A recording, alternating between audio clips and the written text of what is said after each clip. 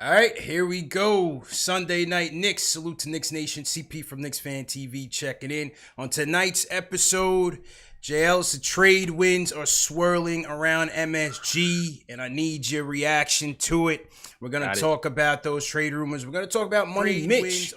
Mitchell Robinson is going to be eligible for a... Hang on, let me just turn off my mute. I was on double sound there. So we're going to talk about the trade rumors. Also, Mitchell Robinson contract. You know, the Knicks will be eligible to extend Mitch. So we're going to talk to our guy, Jeff Ballone, a.k.a. the Knicks Film School originator on that topic. And RJ Barrett's all-rookie team snub, Rookie of the Year snub. Let's talk about that and what RJ is going to do to bounce back in his sophomore year. Hit that thumbs up button for you boys. Salute to everybody in the chat. All right. I mentioned this a couple times, once on the lottery night and on another show, and that is that sources are telling Knicks Fan TV. Yeah, we got sources now, JLs. You know, every once in a while we get so now you the insider, Mac. I'm not inside. I'm not a journalist, but you know, every once in a while we get the birdies. You know, birdies come through and talk to us. So what the birdies are telling us is that number one priority this offseason for the Knicks will be trading Julius Randle. They're going to look to trade Julius. And the first trade rumor that I'm hearing is Julius Randle to the Utah Jazz for Mike Conley and draft considerations. Now, obviously, from the Jazz standpoint, I like that. Yeah, from the Jazz standpoint, you know, there's been questions in terms of Conley's fit and his chemistry out there with Donovan Mitchell. Obviously, he's taken a step back. The Jazz are going to be looking to re-up Donovan Mitchell this offseason and keep their team competitive in the West. For the Knicks, obviously, it's something that, you know, the stretch four position is something that it's no secret the Knicks have been looking to fill. And also the point guard position, you know, and if they make this move for Conley, it's a stopgap until they figure out, you know, whether they get one in the draft that they're going to bring up or they get one later on down the road. So what do you guys think, man? Conley for Randle swap. JB, what do you think about that? Well, I mean, I think it makes sense from the standpoint of, well, Julius Randle is somewhere else. We're not watching him. But no, love or hate him. I think though, thinking about what's coming back, I mean, you're taking a guy who I know his third year on Randle's contract isn't fully guaranteed, but in Conley coming back, I think for so long he's been like in your mind of like, here's a guy on this over bloated contract, you know, let's not touch him, but his contract expires after next year. So you're basically saying, okay, there's no one really right now that we necessarily want to spend money on or go after. So bringing Conley, it gives you that veteran presence point guard position.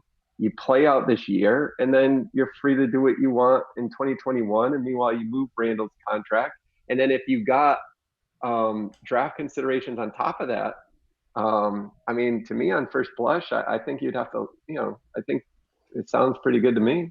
JL, so what's your thoughts, man? Yeah, it's a decent move if you're trying to, like Jeff said, you know, just get an extra draft consideration here. Like, we haven't really utilized our roster spots correctly in the past, where we just seemed like everybody had to play and everybody was kind of, you know, crowded for minutes. And let's be honest, I don't expect Conley to play a lot next season if we trade him. So for me, it's almost like a Chris Paul-ish move, but without the, you know, the activity where you're just getting a coach. If you draft a point guard in the draft, or if you're letting Frank play, you have somebody to kind of move him along, and you get a draft pick back, and he's expired. So it's an okay move for me. And then it's almost like addition by subtraction. You know what I mean? Yeah. You get rid of Randle. Hopefully you sign a stretch four who can start, give room for RJ, and you almost get better by osmosis, by addition by subtraction, and at the same time see what RJ can do with the extra room. Agreed. Yeah. I mean, like I said, I've said this all year. You know, I understand the fans' frustration with Randle. I felt like he was a guy that played outside of his normal role. You know, meaning that he came here, he had to be the number one guy, and we know that's not who he is. He had an up and down season. You know, obviously you wanted to see the 3-point shot be there for him. It definitely dipped off from his last season with the Pelicans. Not a guy that I want to give away, but if you're talking about getting draft capital back, I would certainly look to do that. Obviously, it frees things up for RJ and Mitch.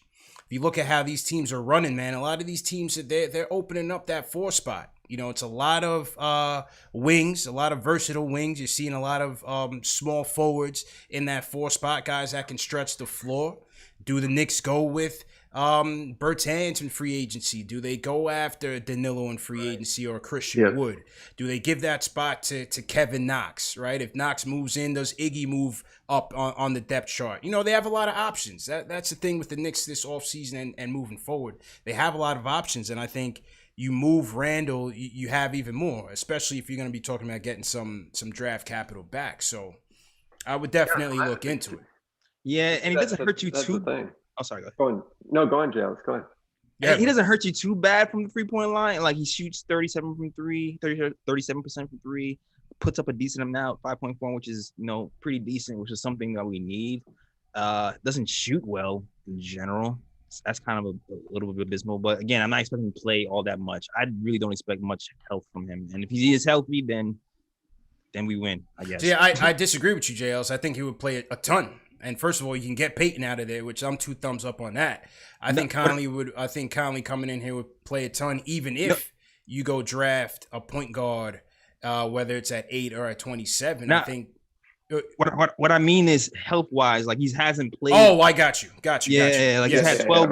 Yeah, Got you. Yes, from an injury standpoint, yes, it's certainly a risk. But yeah, like I said, I think you can still go out and get him, still draft your point guard, have him groom that point guard, and if he's healthy, I still think he can help this team, even though he's taking a couple steps back a little bit. So I think it's a win-win for both teams. Yeah, no, and I think the other thing is people, since last offseason, have wanted the Knicks to use their cap space for things other than just signing free agents. Mm-hmm. Here's an example of, I'm assuming, that draft considerations is partly because they're moving a large contract where, Randle is I guess, he makes less. Randle's about 18 and Conley's 34. Right. So you're freeing up like $16 million of immediate cap space at a cost. And the Knicks, because they have so much cap space, they don't have to match salary if they do the trade after clearing off some of their non-guaranteed contracts. So they can just absorb it back. So to me, it's also like a benefit from that standpoint. Mm-hmm. And I think, one thing on Randle is, it's easy, I think, for Knicks fans that, tired of seeing him do the same sort of things last season and it got frustrating. But it's, if Mitch wasn't here, if Mitch wasn't like a center, a cornerstone piece, right, then you know what, you can maybe make an argument for how Randle can fit into the right offense. You got a new coach coming in, and maybe that can help, right? But it just doesn't make sense when Mitch is the guy that you want to develop to have Randle, playing next to him. Yeah, I agree, and that's why I think that they will look to deal him, because like I said, with Utah, they want to keep the Spider happy. They're gonna max him out. And I think they're going to look for that cap. They don't have much cap space. They're not working with much cap space right now. And so you do that deal, it frees them up. They can go out. Maybe they go out and try to get Danilo in here. Certainly there was a need for front court depth. They showed that in the bubble. They struggled to provide some depth behind Gobert, some scoring depth as well, especially with Bojanovic out. So I think it's a trade that makes sense for both teams. Let's go to the phones. Let's go to Brick City, Newark. Towen is with us. He wants to weigh in on the point guard situation. What's going on, man? Hey, how you doing? How you feeling, bro? I'm all right. You? I'm just looking at the NBA. It's starting to be like rap music, like the mumble rap thing. As far as I'm serious. You got mumble rap, and then you got people that like lyrics. So now when it comes to basketball, everybody's looking for a point guard that scores 30 and 40 points. It's not like back in the day when you got a point guard that distribute the ball. You know what I'm saying? The conventional point guard. And then you got point guards in your own backyard. Like you got a Shamari Pons looking for work. You got people like Marcus Levette out of St. John's. He's a passer and he can score. I mean, it's not too far to look. You know what I'm saying? That's just my thought of it. And then as far as drafting a point guard, I would go with Tyrese Halliburton because I mean he's more complete. The next complete thing to ball, that I believe. You know what I'm saying? Yeah. That's who I would want to run the backcourt. We got scorers. We just need to get a point guard that can distribute the ball to these people. That's it. Appreciate the call, man. That's all I got. Thanks. I mean, we definitely need some scorers. I'm going to disagree with you on that one. We definitely need somebody that can put the ball in the hole. But, I think his point is that there's plenty of ways to skin a cat. No, you don't need the next Kyrie Irving, but until you get that person on the wing that can be that dog for you, you're gonna look for the point guard, man, to get you guys in order and be that engine. JB, I haven't spoken to you since the lottery and everything. What are your thoughts on the draft? Are you point guard or bust? Is there a prospect that you like so far? What are you thinking? Yeah, no, I mean, I always say with the draft, I don't watch these kids, so I'd be making things up to tell you I really like one guy to the other. But, obviously falling to 8, it just, to me, opens everything up. I really think it makes it more likely they move that pick, whether it's to, acquire a veteran guy or to move up, or I guess to move back, right, to get more picks. So no, there's, I think people are convincing me that what's it, Poku they call him? Yeah, I know Pokusevski, yeah, I know Macri and Spencer and all them. They're trying to convince me on him, but I think a guy like Tyrese Halliburton, he seems like the safe pick, but it seems like no one is really excited about him. And you worry about the Knicks making a move like that. So, but like I said, I just don't know these prospects well enough to feel like, oh, they got to go get this guy versus they got to go that guy. But back to that caller, I mean, to me, that has been something, though, I feel like we have talked about for a little while with the Knicks, where it's always about they got to go out and get this point guard. And it's usually about a point guard who can score.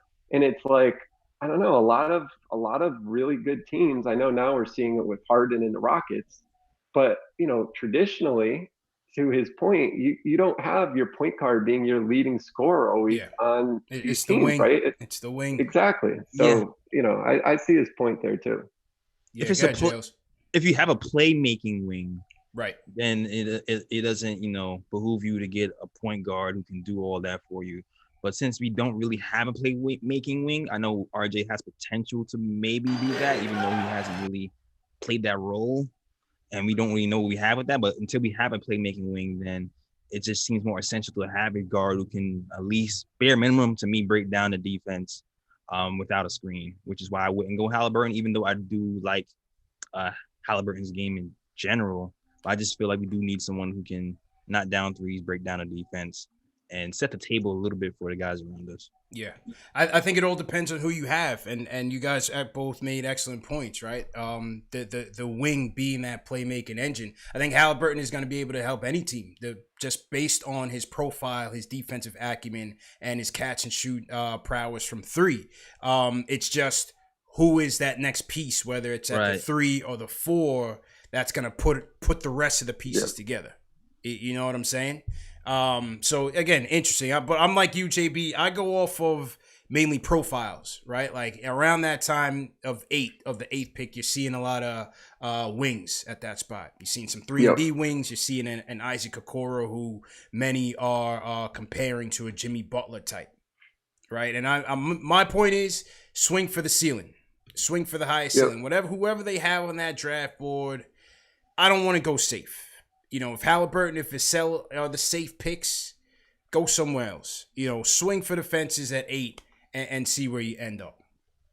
I think that's fine. And every draft, the best versus fit. It's we go back and look at these drafts, and when are you ever going back looking at a draft saying, oh, I'm glad this team took this player because of the position? Like, you're just looking at who are the best players taken. Yeah. Now, I will say you don't want to necessarily draft a guy that you have some, like we have Mitch.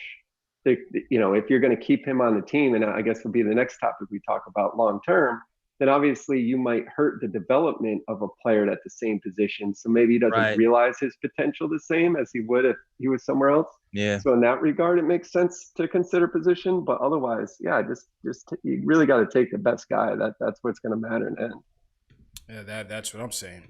Back to the phones. Let's go to West Coast. Josh from San Diego who's with us. Josh, how you feeling, man? What's going on, CP? How you doing today? How you feeling, bro? Not much. So first thing I want to say is I think that would be a really good trade for the Knicks to make the Randle for Conley straight up trade. But I do want to defend Julius Randle a little bit in this standpoint because I know a lot of Knicks fans hate him. Mm-hmm. Julius Randle was our best player last year, and we really didn't have a really good point guard to really handle the ball like that, and we had no spacing. Just because Julius Randle was doing the majority of the ball handling, and which is not really something that he's really good at, I feel like Knicks fans are really just criticizing him a little bit too much. I think if the roster was a little bit more balanced and you had that spacing on the floor, Julius Randle would be more of an asset than a detriment to the team. So that's number one. I agree. But all that being said, I do like that trade. I think bringing Conley, even though his contract is steep, you have a point guard right there, former All-Star, not only his scoring ability, his three-point shooting, and his ability to distribute and everything like that. So I think that's a really good deal. And last thing I want to say, I really don't like the fact that Knicks fans are calling Mitchell Robinson a cornerstone. I really am struggling with that because the guy really can't do really much on offense. I mean, no other franchise would consider a player like Mitchell Robinson a cornerstone. Mitchell Robinson is someone that's going to develop into a complementary role player type of player on any other team that you put around others. But us as Knicks fans, we don't really have anybody else, so we call Mitchell Robinson his cornerstone. I just really struggle with that. Mm-hmm. Hey, interesting, and that's a perfect segue to JB's article with the Daily Knicks. Because JB, you wrote about some of the contract options that the Knicks will be facing in terms of Mitchell Robinson's future. Man, just talk a little bit about your piece there and what you were thinking. Yeah, no, I think that the question is exactly what that caller brought up, right? Like, he is a cornerstone in the sense of based on the assets the Knicks currently have. You look at Mitchell Robinson and RJ Barrett, and those are your best assets, right? But in terms of when you're now thinking about he signed a 4-year contract, but since he was a second-round pick, and this is what I covered in the article, his contract works a little different. So normally when you are a first-round pick, you're on a rookie scale contract, and after 4 years, you become a restricted free agent. So the team gets a chance to keep you. But what's different, and we saw this with Nikola Jokic in Denver, is if you're a second-round pick, after 4 years, you become an unrestricted free agent. So you're free to go anywhere. So the Knicks are in a position right now where, since it's the second-year anniversary of his contract, he's now eligible for an extension. And they need to decide, do we extend this guy now, thinking he's going to develop into maybe, either a star player or a role player that's so good they can't live without him? And I feel like that's a better way maybe to describe Mitch. And if so, can you extend him now for a cheaper price than if you wait until either next year when you can make him restricted or the year after when he's unrestricted? The problem, though, with doing that is he's so cheap right now. He's going to make $1.6 million next year and $1.8 million the year after that. So you have to say to yourself, well, geez, if we do nothing and he develops like we think he does over the next 2 years, he's going to be expensive, but we just got all that production for less than $4 million over 2 years. So there's a lot to consider there. Go ahead, Jails. It's like stock, man. It's just like it's like stock, like buy high or low. I mean, I think bare minimum he's going to be a rotational piece, even if he develops a little bit more in the defensive end, which I fully expect from the Tom Thibodeau. I feel like he'll be a rotational piece for years to come. So I would definitely try to extend Mitch personally. and just right now. Away, right now, I would extend Mitch personally. Yeah. And then and then see what happens. I fully expect him to develop at least as a guy who can, set a proper screen, block some shots, get the rebounds. I think that's going to be in his future. Now, whether he expands his offensive game is another story. He seems like he's done that a little bit in high school. He's putting in the work in the summer. Will they let him go? Will they let Mitch Shamgod? Who knows? Well, I mean, look, I think, and this is my guy. Y'all know I go to war for Mitch, but I would wait. I would wait. Keep the cap flexible. Continue to build with complementary pieces. You don't know if you're gonna have to go out and get a 3-and-D wing or another stretch 4 or point guard. Keep the cap flexible for the next 2 years. And see how his game progresses, right? Two things you're going to know. You're going to know that they're going to be upgrading in talent over those next 2 years. So you would think that his game is automatically going to elevate. But my question is, what will Tibbs, Kenny Payne, Woodson, how will they get him to expand his game a little bit? Not turning him into AD, baby steps here, but can he put the ball on the ground a little bit, right? Can he pass it a little bit? One thing about Tibbs' offense is whether it was Noah or Karl Anthony Towns, he had a big that was better than average at passing. Noah increases his assists per game from 1.8 before Tibbs up to 5 at one point, 2013-14 season. Obviously, I don't know if Mitch can get to that point, but again, my question is, from a development standpoint, how much will his game evolve over the next 2 years? Right. And I'm willing to take my risk to go into free agency and say, okay, at this point, who do we have on this roster? Where are we going? And now, does it make sense to use his bird rights and give him a bag if that's what he commands? Like, here's my thing, though. If I feel like, me personally, if I feel like he's going to be at least this, when I say extend him, I'm not saying extend him if I'm extending him and giving him security, I'm coming to the table with at least $7 million around that range, like a little under market value, a little bump. Yeah. Yeah. No, that's right. That's the key. Right. Exactly. If you're gonna extend them, you got to get them on that discount. Yeah. Exactly. I'm not going to give them. The question though is what the discount, like how much of a discount? Rich Paul's not going for no discount, man. Rich Paul and discount do not go hand in hand. But it's just like that. I think that's the big debate, right? That's happened on all these Twitter threads that we all jump on. It's like, well, how much is he really worth right now? You know, and I think that's a tricky thing. And I think especially like you're alluding to with playmaking and maybe under Tibbs he can develop these things, but to have a big man in a modern NBA who doesn't shoot the three, isn't really a playmaker by any sense of the word. He just really does the things really a traditional big has done just really well, right? Like that's kind of what he does. But even that, a traditional big had post moves, right? Like had some sort of offensive game away from the 2 feet around the rim. Yeah. So you are really like, you have to be so elite at those skills to justify, a large percentage of the cap. I think waiting, it allows you to see if he's going to develop anything outside of that. And that's why I'm waiting. And not only that, on the offensive side, how about his discipline defensively? Like, he had improved from freshman year to this year in terms of just staying out on the court, but he was still, I think per 36, he was still averaging about 5 fouls a game. So, can he stay on the court? Is he going to be a liability when they throw more switches at him and he's guarding 3s and 4s and 2s out there on the switch? Can he stay out there on the court and not be a liability from that standpoint? Well, plus, I'm going to throw a hand grenade into this, but 2 years, and I know we can't say this guy's name anymore, but let's just pretend, let's forget the trade for a second. Kristaps Porzingis, after 2 years, if you talk to Knicks fans then, when we talk about cornerstone player, right? Like, to me, that's the other thing with Mitch is it's like, if you are a hoops junkie or a fan of the team, like what Mitch can offer. But I think that there is a feeling that, the Knicks or the Knicks community feels his value is a little higher than maybe the broader NBA community does right now.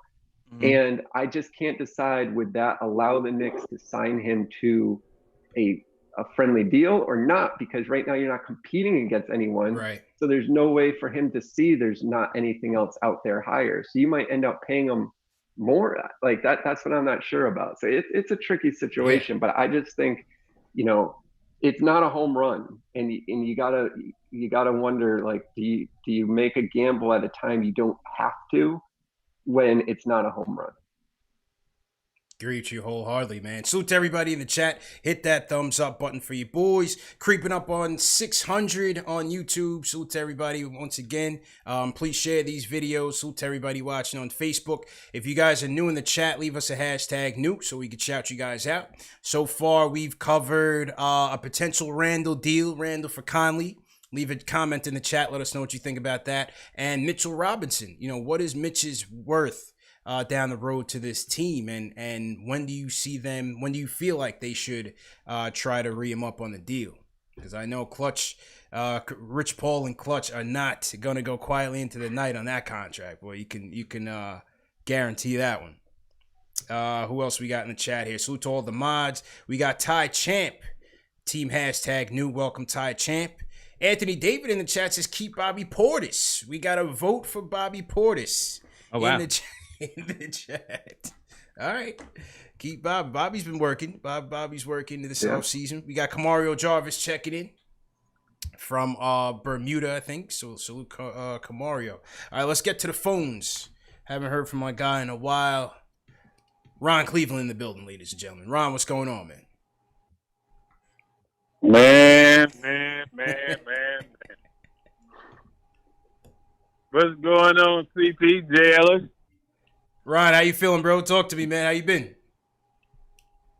Man, hey, I've been doing good, man. I've been doing good, man. Hey, I'm listening to you guys, man, and I got to start with Mitchell Robinson. I mean, it's a no-brainer to me. The guy is a cornerstone piece for the Knicks. You go ahead and you sign him now because it's going to be cheaper to keep him at this rate, and you think about it. You can get that guy, you can lock him up for about 5 years and that 40.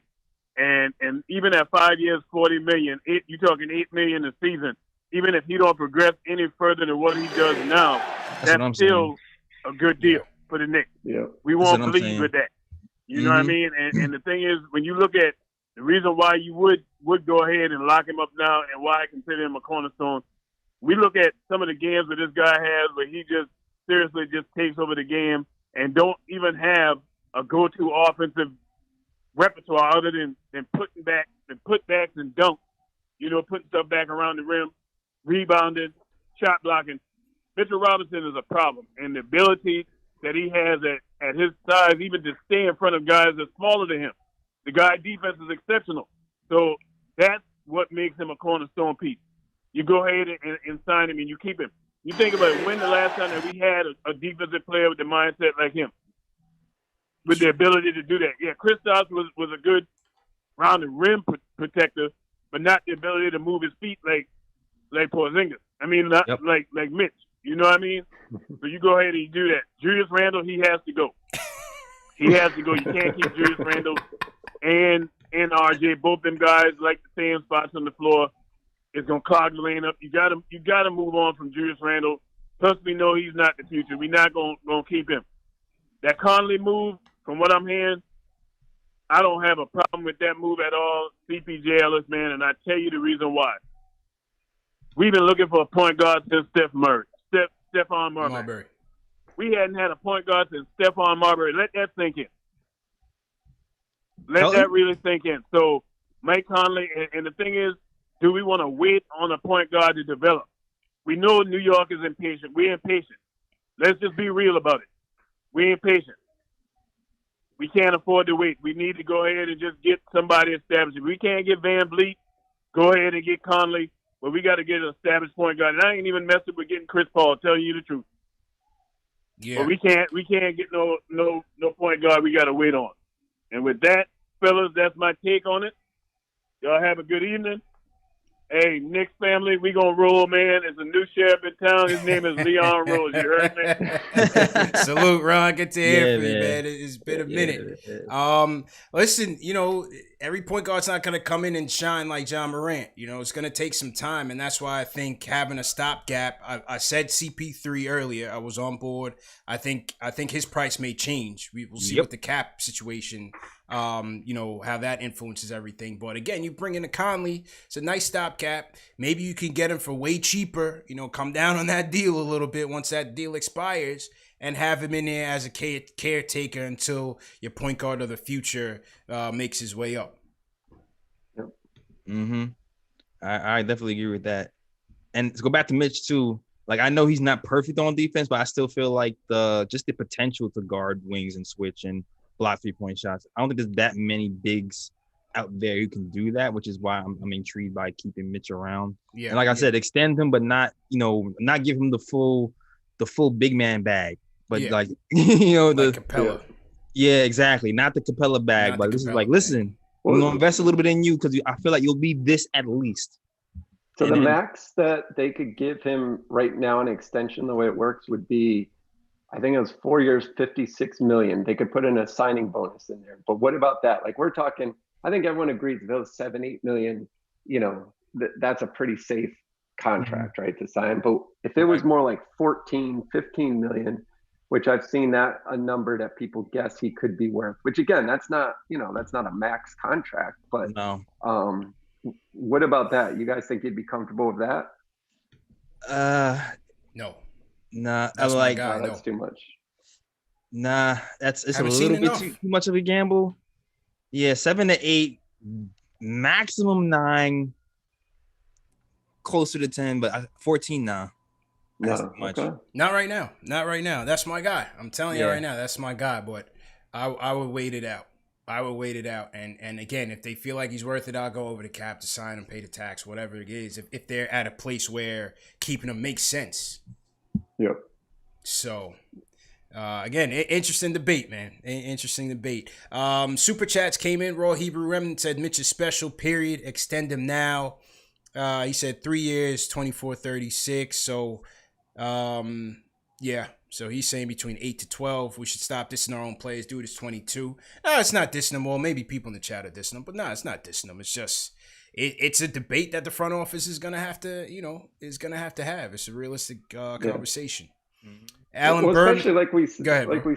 Sorry, I was gonna say, especially though, like we're saying, you're comparing to, he's gonna make 1.6 and 1.8. So you got to ask yourself over the next 2 years. So it's not even like, what is he worth? You also have to compare it at, you can keep him for just that amount for 2 more years. Right. That's exactly right. So to Alan Berman, he says, can Conley spin into 3 defenders and lose the ball with the game on the line? Y'all really want to lose that? Hashtag Dizzy Gang. Hashtag Dizzy Gang. Hashtag Keep Mitch. Dizzy Gang. I'm dead. Listen, man, Julius, he just had the heart of a champion. That's all, man. Yeah, I feel bad for Julius sometimes, man, because I know like, we roast him so bad, but he's not that bad. It's just a bad fit, man. He's not. That's it. Bad fit, exactly. And it just took him longer than it seemed like it should have early in the year to realize when there's 5 guys around me, and even like if he got caught along the sidelines, it's like the whole other team is surrounding you. Just that visual should be like pass the ball, and he wouldn't, Well, if he's here, hopefully Tibbs will, get him going. That's all we can hope for, is just more development. And if they bring in, they're bringing in his big man coach, Kenny Payne, hopefully they rein him in if he's still here. Shout out Mingo Kersey, he's team #new. Salute to Mingo Kersey. Everybody in team #new. Salute to everybody. All right, let's get another phone call in here. Let's go down South Florida. Skrilla in here. What's going on, bro? You. Hey, what's up, fellas? How you feeling, bro? So I agree. My fault. Yeah, I agree with Ron. I think I feel the same way about Mitch. I think we should lock him in before Tibbs turns him into Defensive Player of the Year, basically. Because I think that's going to happen. And I'll tell y'all something too. I think the same thing with Frank. I think because Frank's contract's about to be up, I think we should lock him in before he turns into something and get him on the cheap and maybe lock him in for like 4 or 5 years and have that kind of defense, 2 defensive guys, real young, you know what I mean, locked in for super cheap before they, do something to increase their value. JL, so you want to say something? Go ahead, bro. I'm a Frank fan. Like, I like Frank, but I feel like we have a lot more leverage with Frank than Mitch. Yeah. I wouldn't, as much as I like Frank and I think he can be a good piece, I wouldn't lock him in just yet. There's a lot more to prove with Frank to me. So, yeah, that's how I see on that. Yeah, I mean, I think the leverage point, it's like, well, yeah, I mean, what can Frank even ask for right now, right? So yeah, Frank has no leverage, and he's completely replaceable. I mean, let's just be real. Right now, he is what he is right now. I'll take him, and let's see how he executes Tibbs' system, because you're going to need guys like that here for sure. But, he has no leverage, really.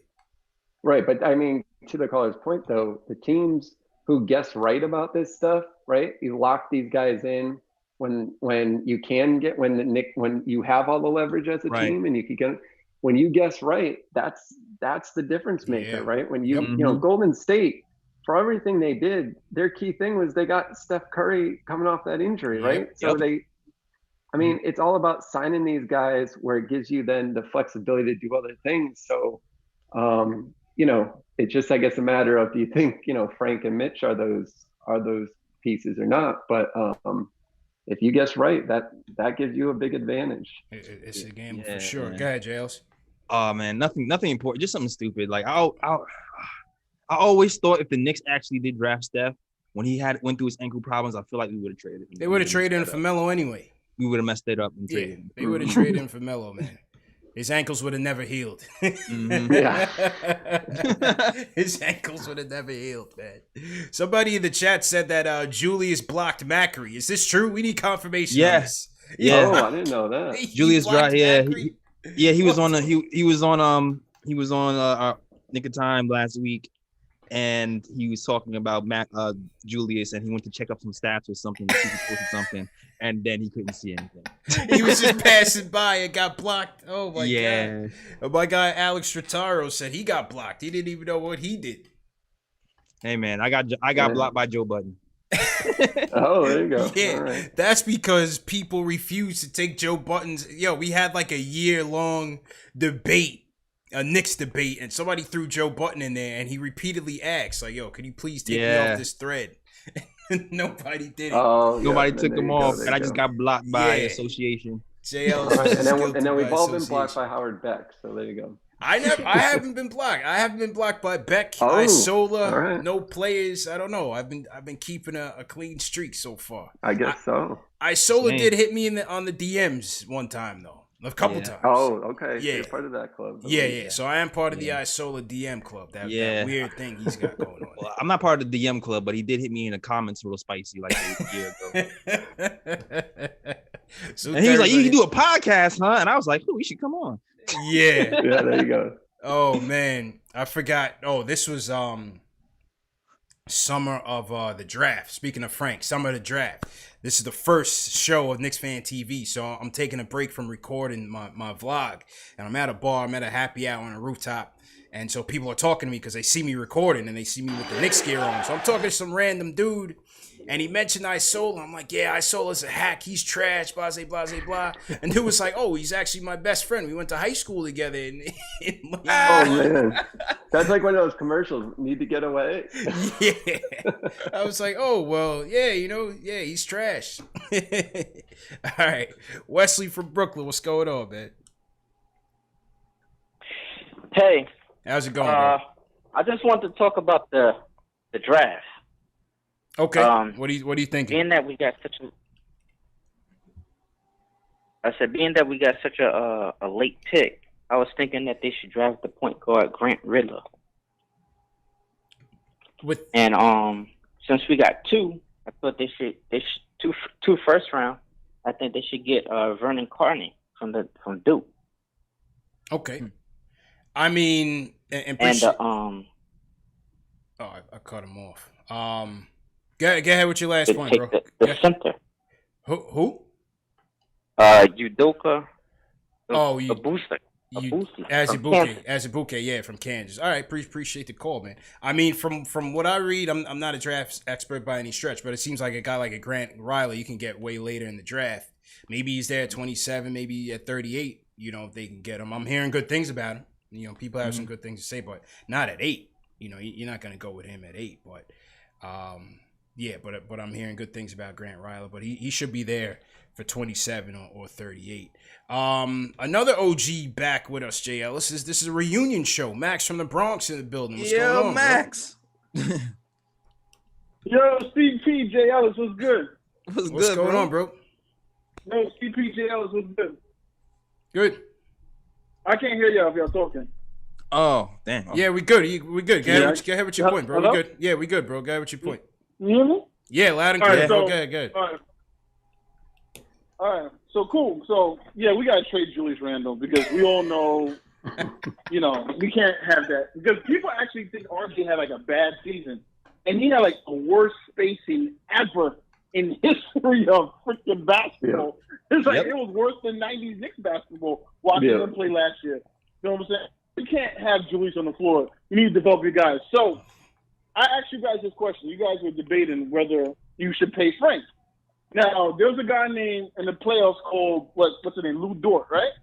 Now, is Lou Dort better than Frank? I don't know. Is it really a debate? Can Frank do exactly what Lou Dort was doing in this playoffs? Of course he can. You pay that man, you pay him 4 years, $20 million, $25 million, get him on the cheap, have him be coached under Tibbs, and then watch him grow. We have like the worst development staff in the last couple of years. You can't just sit there with no good players, with some rookies and some young players. You know that. You didn't know how to develop nobody. You pay Knicks. You don't trade these players. You grow players. That's what Denver does. That's what smart organizations do. Now, one more thing in terms of the draft. In the draft, I think we should wait till like the second pick of the first round to maybe think of a point guard. Right now, we need as much spacing and versatile players as possible. So if you need an Aaron, I think his name Naismith, who shot like 50% from 3, or the guy that Vassell, you need those kind of players and open the floor up for RJ and Mitch, and you'll see RJ can have his 20 points this upcoming year if you let him, if you develop the team the right way. And I'm still not down on Knox like that. I think Knox is just, he needs some fire under his belly, but Knox can hit a wide open 3. Knox can play, if he grows some muscles, he can play a small ball 4. You know what I'm saying? So I think this team is not as bad as people make it seem. I just think we need to develop these players the right way. You know what I'm saying? Yeah. Yep. Yeah, I hear you, man. And again, at 8, they got options. Obviously, I don't think the trade up is going to be there for them to get LaMelo, but I think Hayes could be there for them. Halliburton could be there for him. Where do they rank Lewis? Where do they rank Cole Anthony on their point guard depth chart? How do they feel about Okoro if he drops, or Toppin, or Vassell if he drops? The Celtics with 3 first-round picks, 12 players under contract, they could be a trade-down partner, starting at 14. You know, I think there's some prospects there for the trade down as well. So it all depends. It all depends on how the Knicks draft board looks and how they want to utilize it. But again, I wouldn't reach up for the point guard if they don't feel like, you know, he's there for them at 8. Yeah, I wouldn't reach up. There's a lot of point guard prospects in this draft. They feel like they can get a guy that they want to develop in their system at 27. Go for it. Yeah. Go for it. No, I think it's that, especially when guys can drop. Like, you know, someone like Killian Hayes, he's all over the place on the board, right? Right. So you could have a guy that you might have 3rd on the whole board that is somehow available at 8. So to me, it's the guys like that have a lot of variability that could be interesting at 8 because, like I said, you could have him really high up your board, and for whatever reason, he fell to you. Man, If Killian is there at That's 8, your I'm guy, taking right, him. Jails? That's my guy. If Killian is there at 8, I'm taking him. I don't expect him to get past Detroit because I know they need a point guard too, and I know they got Derrick Rose and all. But he's a little older, and I feel like they want to go with a youth movement and might use him as a trade chip eventually. But yeah, I'm going Killian if he's available, and I'm not turning back. Yeah. Hey, I would have no problem with that, man. Salute to everybody in the chat. Once again, hit that thumbs up button for you boys. Just a reminder, tonight's episode is brought to you by Manscaped. JLs and JB, man, the Nuggets bounced back heavy last night against the Clippers, and the people at Manscaped want to protect your Nuggets. That's with the Lawnmower 3.0. It's cordless. Excellent battery life, comes with a state-of-the-art ceramic blade to keep you safe from nicks. And this is the perfect grooming tool, the #1 men's grooming tool for below-the-waist hygiene. Make no mistake. LED light, like I said, waterproof, great design. Right now, go to manscaped.com to get 20% off plus free shipping with promo code Knicks. Manscaped.com, promo code Knicks. All right, just had to pay bills a little bit. Max had spoken about RJ, and speaking of RJ Barrett, the Rookie of the Year announcements were made, and Ja Morant, to no one's surprise, made it. Salute to Ja, he was an absolute beast. RJ finished 8th.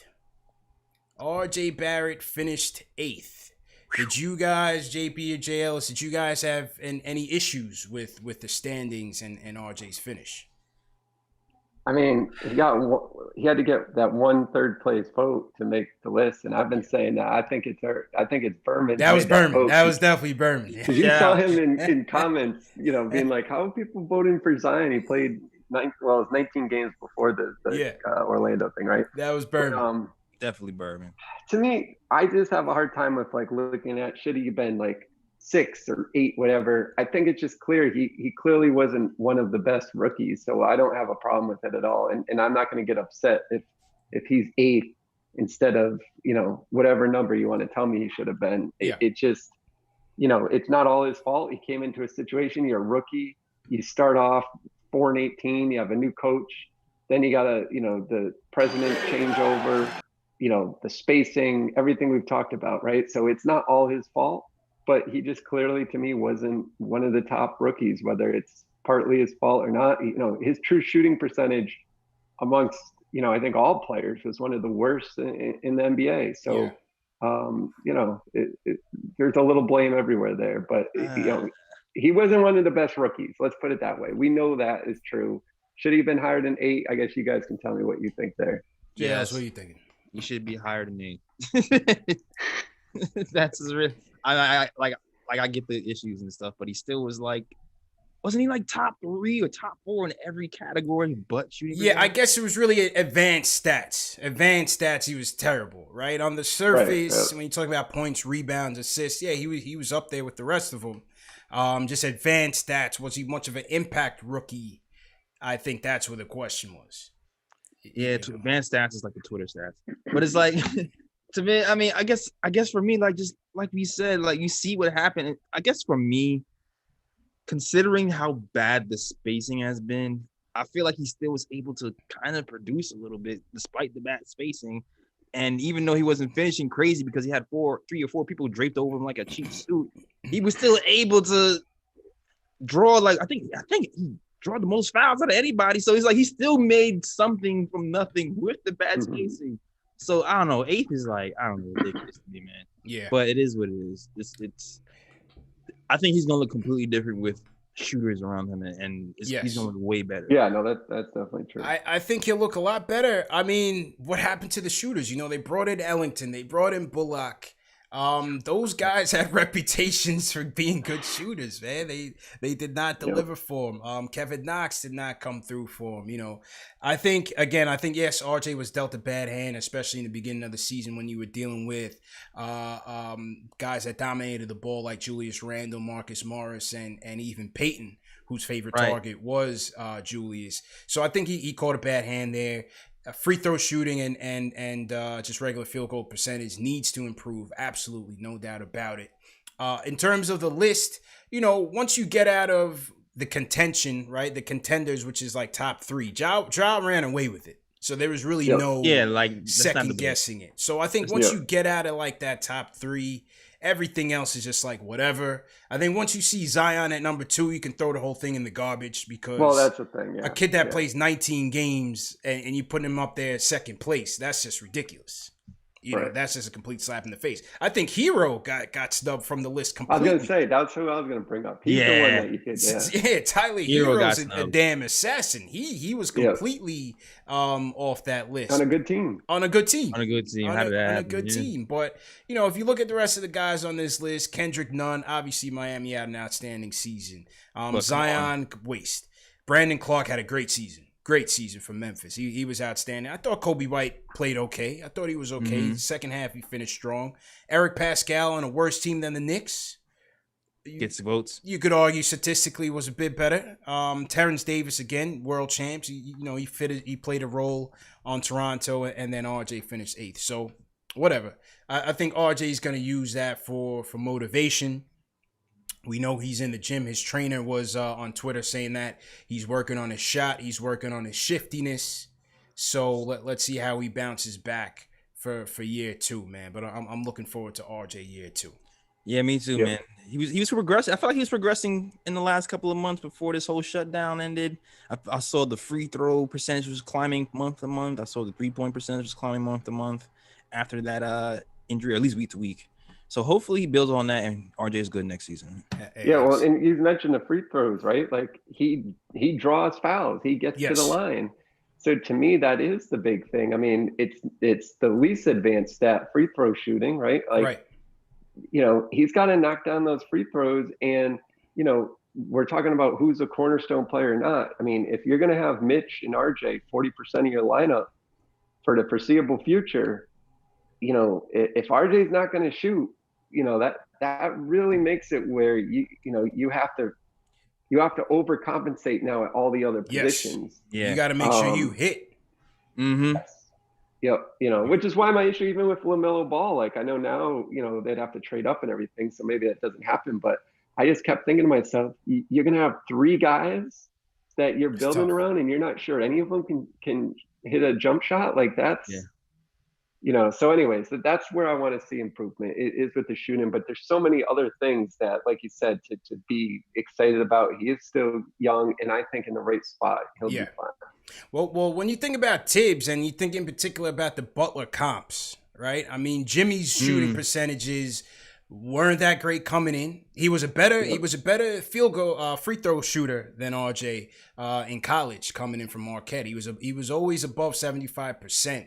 But you look at a Jimmy who his 3-point numbers were pretty abysmal this season, shooting 40% in the bubble.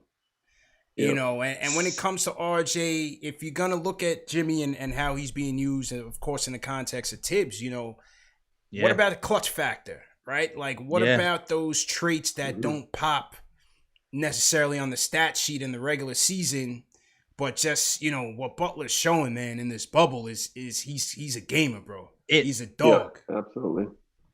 You know, that dog is coming out. Go ahead, JLs. Nah, I have nothing. Yeah, he has that it factor, man, for sure. And I saw somebody mention the post game of RJ too. That's something else to think about too, because you know, with these advanced NBA that they still like to shoot the 3, but I think Tibbs still likes to be in the post a little bit. So you might see a little bit more post RJ this season as well. Yeah.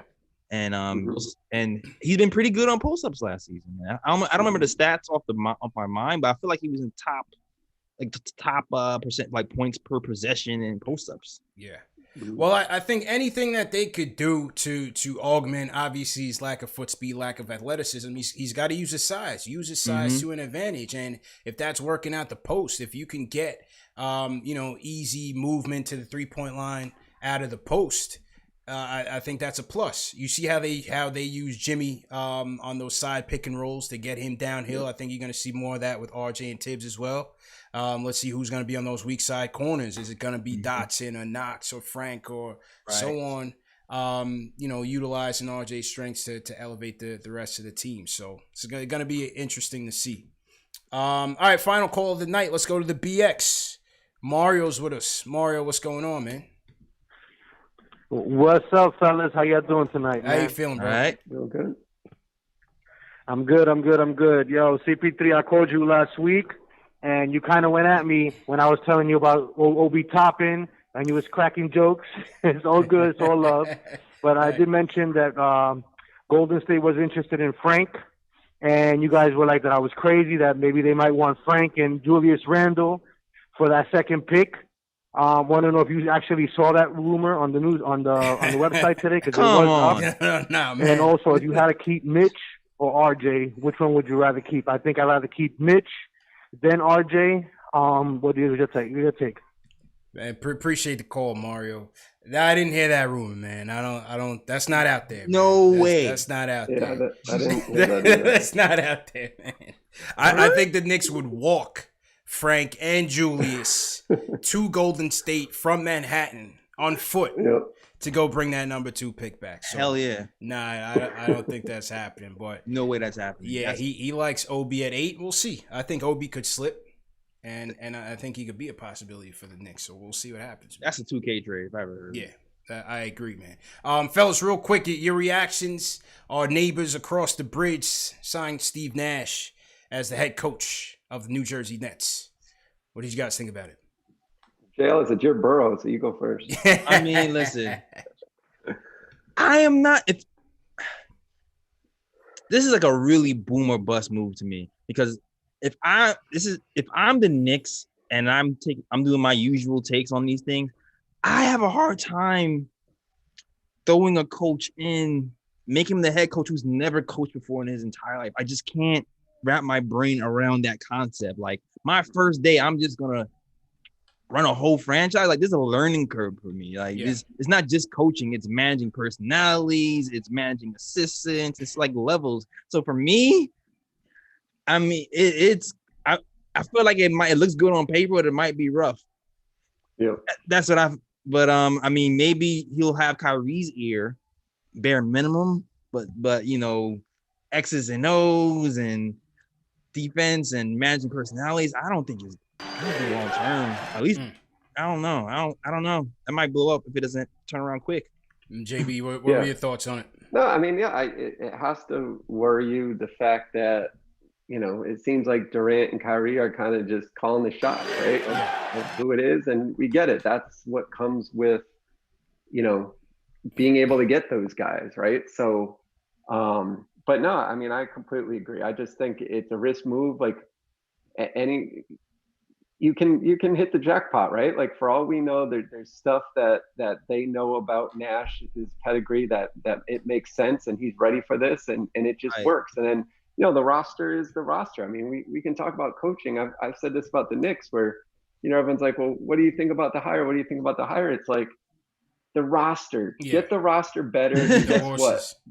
The coach is going to look good. Now, again, when it can make a difference, I think, in the margin. So if you're the Nets and you're thinking, I'm going to compete for a championship, I don't know. Like, does this make it where maybe you max out a little less than that if you know, you're throwing someone into the fire who's not ready for it yet?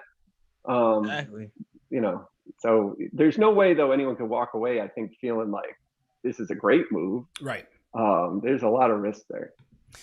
Listen, I think they were going to make a splash once they got rid of Atkinson. I thought, you know, they could have went Jeff Van Gundy, to a lesser extent Mark Jackson, but he's absolutely blackballed. So I think Steve Nash was also a big move for them. As you said, JB, it's about the horses, man, and right now they have it. And with KD coming back healthy, you have Kyrie, you have Caris LeVert, who put his name on the map in the bubble. Do they keep Dinwiddie? Do they bring back Harris? They come back with another year of Jared Allen maturity under their belt. They're gonna be a nice team, man. Just give credit where it's due. They're gonna be a very good team. So again, it's gonna come down to late game execution. You know, sidelines, out of bounds plays. You know, those late situations. Is he gonna be ready for that? Who's gonna be? I think Jock Vaughn is gonna be the associate head coach. I think. Yeah. I'm not sure if the staff has rounded out yet, but obviously they're gonna give him a guy that has extensive experience on the sidelines as well. So they bring in Jock Vaughn for that.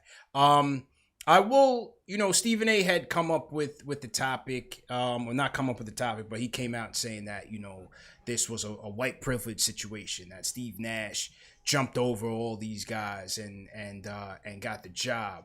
I disagree in that yes, there is an issue in terms of diversity in sports, period.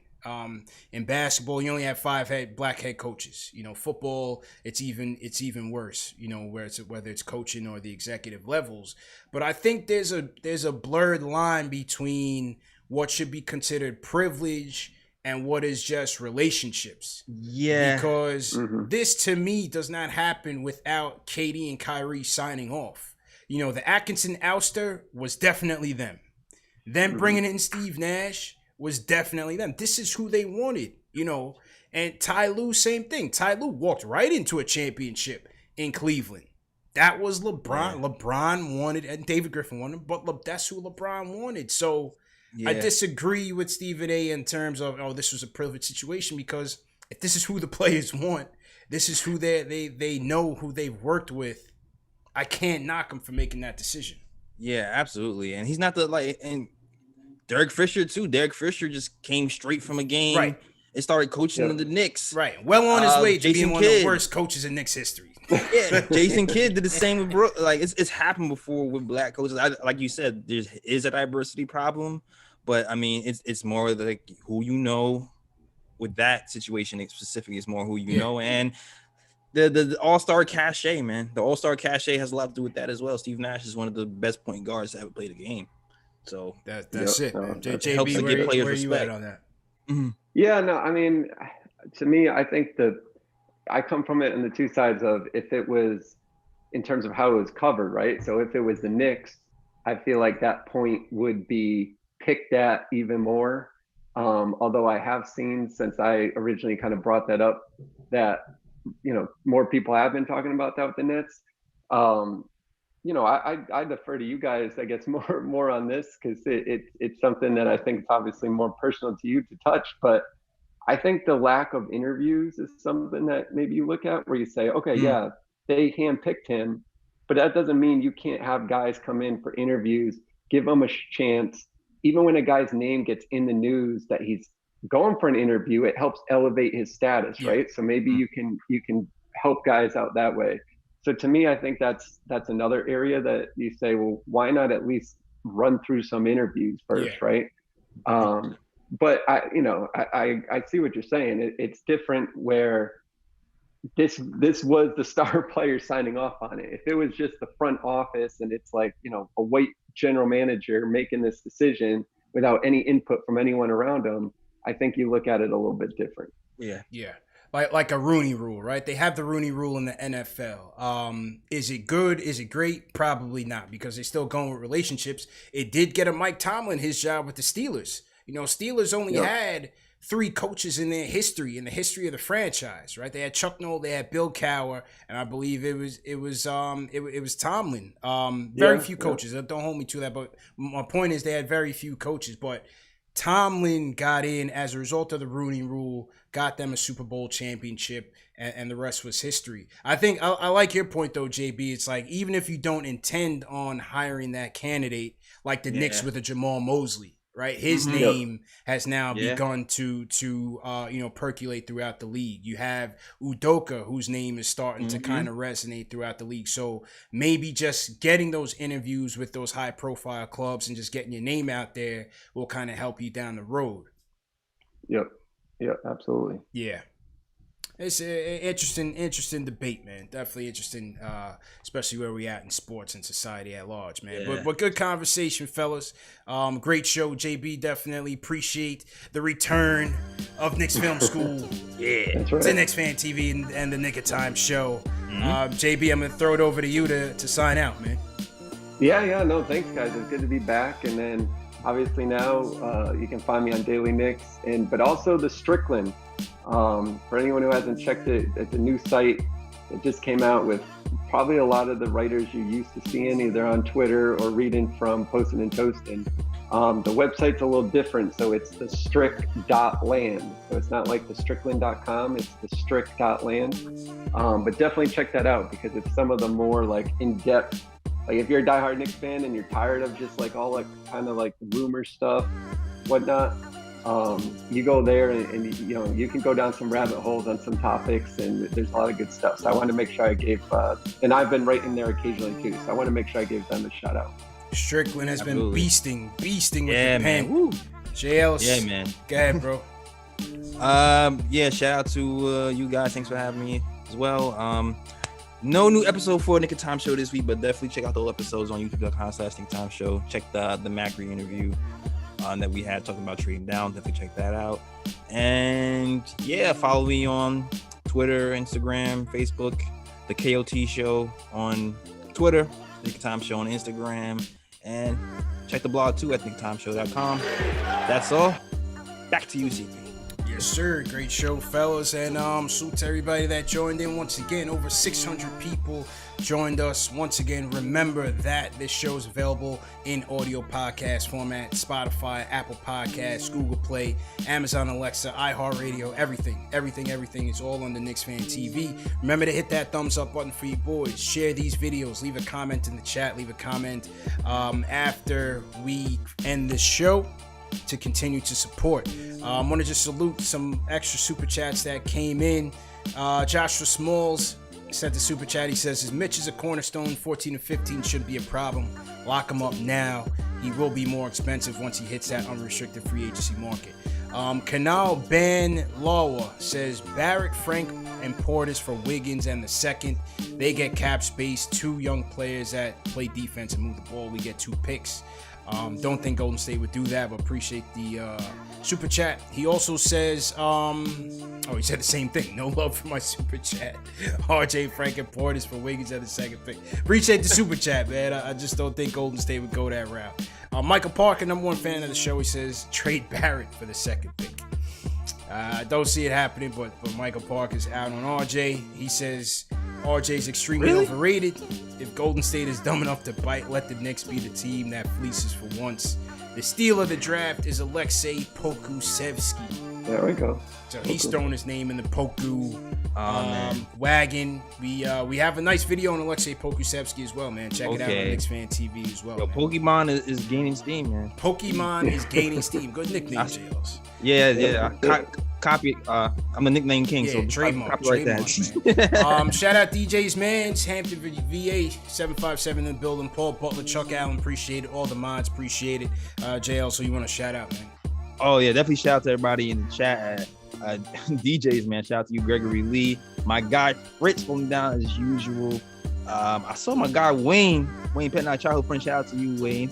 Haymaker, Edward Figueroa, Sammy Soso, everybody, man. A Santos, Gregory Castillo. Shout out to you, man. Always holding me down. Shout out to you, sir. Everybody be else. Good. Mm-hmm. Enjoy your Labor Day. Enjoy that with your family. Be safe out there. We'll catch up with you guys, man.